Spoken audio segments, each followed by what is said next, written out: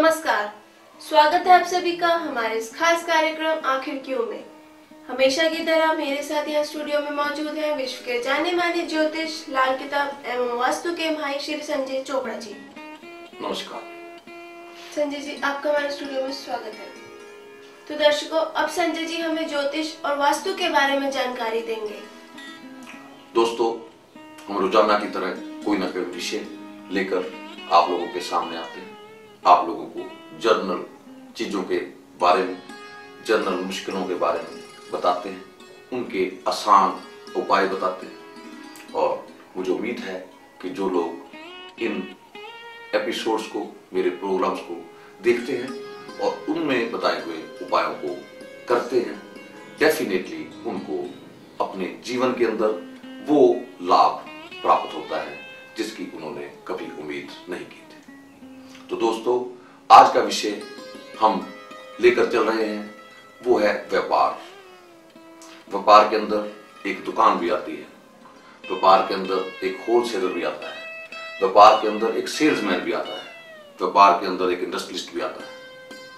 किसी भी तरह का व्यापार कोई इंसान कर रहा है, वो आमतौर के ऊपर उसके अंदर एक परसेंटेज लोग बहुत ज्यादा कामयाब होते हैं और परसेंटेज लोग उस व्यापार से खुश नहीं होते क्योंकि उनकी आमदन बढ़ रही है। जब आमदन नहीं बढ़ेगी तो उस आदमी का सेटिस्फेक्शन लेवल दिन प्रतिदिन कम होता जाएगा। दोस्तों, कुछ ऐसे व्यापारी भी आते हैं जिन लोगों को पिछले कई वर्षों से नुकसान हो रहा है, वो उस नुकसान की भरपाई नहीं कर पा रहे, कर्जे में दब जाते हैं। दोस्तों, विषय व्यापार है। विषय व्यापार के अंदर नफा या नुकसान है। हर व्यापारी जो काम कर रहा है, अगर वो अपने कारोबार के स्थान में, चाहे वो उसकी फैक्ट्री है, चाहे उसका ऑफिस है, चाहे उसकी दुकान है जहां पर वो व्यापार कर रहा है, अगर वास्तु के मुताबिक अपनी सिटिंग देगा, वो अपने व्यापार में बैठकर उत्तर की तरफ देखेगा या पूर्व उत्तर की तरफ देखेगा, तो उसके किए गए निर्णय उसके लिए फायदेमंद होना शुरू हो जाएगा। उसका मुंह या तो उत्तर की तरफ होना चाहिए या उत्तर पूर्व की तरफ होना चाहिए। उसकी सिटिंग को इस तरीके से ढालना चाहिए, इस तरीके से बनानी चाहिए कि जब भी आकर वो अपने चेयर के ऊपर, अपनी गद्दी के ऊपर, अपने ऑफिस के अंदर बैठे तो उसके सामने की दिशा या तो उत्तर हो या उत्तर पूर्व। अगर इस प्रयोग को एक व्यापारी करता है तो उसके अंदर निर्णय करने की शक्ति बढ़ जाती है और जो भी निर्णय वो करता है अपने व्यापार के मामले में, वो सही होते जाते हैं, वो प्रोग्रेस करता जाता है। इसी तरह ज्योतिष में व्यापार को 10वां घर का स्थान दिया गया, जिसे कि कर्म स्थल कहा जाता है, जिसे कि पिता का स्थान कहा जाता है। जो व्यापारी अपने 10वें घर की पूजा करता है, 10वें घर को जगा लेता है, उसको व्यापार के अंदर लाभ होता है। दोस्तों, विषय जन्मपत्री का है।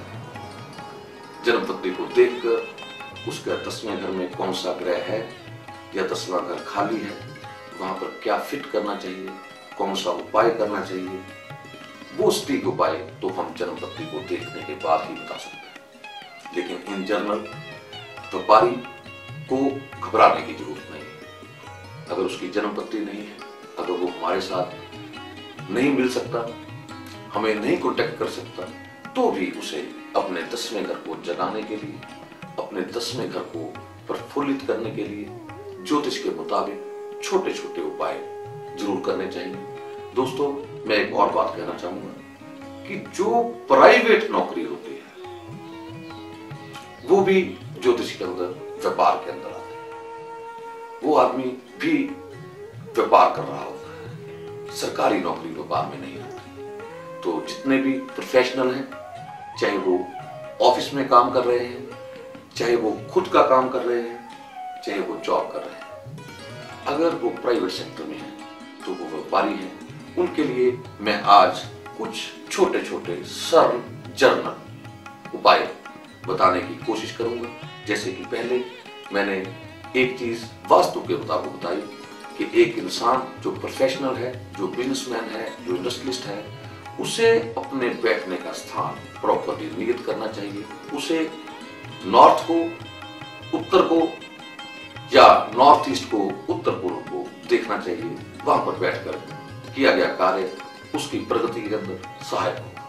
इसी तरह ज्योतिष के अंदर जैसे कि मैंने 10वां घर बोला, उसको जगाने के लिए उस इंसान को क्या करना चाहिए। सबसे पहली चीज, उस इंसान को वो किस वस्तु का काम कर रहा है, लोहे का काम कर रहा है, कपड़े का काम कर रहा है, खाने पीने का काम कर रहा है, या ट्रांसपोर्ट है, या सोने का काम कर रहा है। हर व्यक्ति किसी न किसी ग्रह का काम कर रहा है और उसे ये नॉलेज होती है कि मैं कौन से ग्रह का काम कर रहा हूं। उसे उस ग्रह की वस्तुएं शगन के रूप में थोड़ी कम थोड़ी ज्यादा, जितनी उसकी समर्थता है, जैसा उसका व्यापार है, उसको दान के रूप में किसी धर्म स्थान पर जरूर देनी चाहिए। अगर लोहे का व्यापारी है, अगर वो थोड़ा सरिया एंगल किसी धर्म स्थान पर देता है या किसी धर्म स्थान के ऊपर जाकर कोई लोहे का गेट लगवा देता है, या सीमेंट, रेता, बजरी जो कि शनि की वस्तुएं हैं उनको देता है, तो शनि के प्रति काम करने वाले लोगों की प्रगति दिन प्रतिदिन बढ़ती जाती है। इसी तरह एक इंसान बृहस्पति का काम करता है। बृहस्पति के कार्य के अंदर बहुत से कार्य आते हैं। स्टेशनरी की दुकान आती है, किताबों की दुकान आती है, सुनहरे का काम आता है, पीली वस्तुओं का काम आता है। अगर वो इंसान पीली वस्तुएं धर्म स्थान पर देना शुरू कर दे, वो कपड़े के रूप में भी हो सकती है, वो लड्डुओं के रूप में भी हो सकती है, वो चने की दाल भी हो सकती है। अगर वो अपने कर्म, जो कर्म वो कर रहा है, जिस ग्रह के मुताबिक कर रहा है, उस वस्तु का दान थोड़ी मात्रा में अपनी समर्थता के अनुसार किसी धर्म स्थान के ऊपर जाकर देता है, तो हर हालत के अंदर उसका व्यापार दिन प्रतिदिन तरक्की करना शुरू कर देता है। इसी तरह इस कर्म स्थल को जगाने के लिए, इस कर्म स्थल को प्रफुल्लित करने के लिए हम कुछ और भी आसान उपाय बताते हैं। हमारी लाल किताब कुछ ऐसी बातें करती है, कुछ ऐसी बातें लिखती है जो ये कहती है कि एक इंसान को दान करना तो चाहिए, लेकिन ऐसा दान करना चाहिए जो कि उसके ग्रहों के मुताबिक हो, उसके कारोबार के मुताबिक। उसे नगद रूप में किसी को पैसा नहीं देना चाहिए।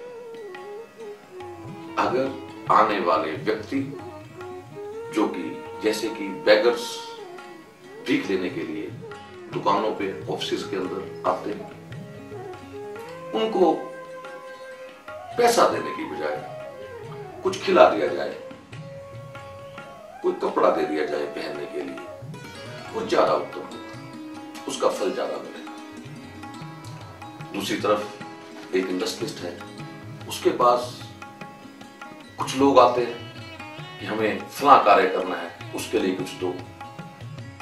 उसको ये चाहिए कि अगर मंदिर बन रहा है, गुरुद्वारा बन रहा है, पैसे ना दे, सीमेंट दे दे, सरिया दे दे, और भी बहुत सी वस्तुएं जो कि उस धर्म स्थान के ऊपर लग सकती है, उसका दान ज्यादा महत्वपूर्ण होगा।